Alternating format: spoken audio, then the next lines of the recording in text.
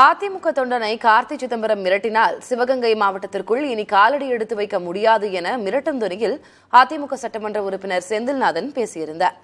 இது தொடர்பான கேள்விக்கு செய்தியாளர்களிடம் பேசிய சிவகங்கை நாடாளுமன்ற உறுப்பினர் கார்த்தி சிதம்பரம் தான் மிரட்டியதற்கு என்ன ஆதாரம் உள்ளது என கேள்வி எழுப்பினார்.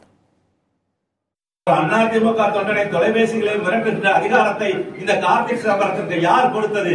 இந்த அதிமுக தொண்டனை மிரட்டினால் கார்த்திக் சிதம்பரம் இந்த சிவகங்கை மாவட்டத்தில் காலடி எவ்வளவு ஆணவம் ஏற்றுப்பாங்க. ஒன்றிய செயலாளருக்கு நான் பேசினேன் சொல்றாரு. எனக்கு எந்த ஒன்றிய செயலாளரையும் தெரியாது. நிஜமாவே எனக்கு ஒரு ஒன்றிய செயலாளர் தெரியாது.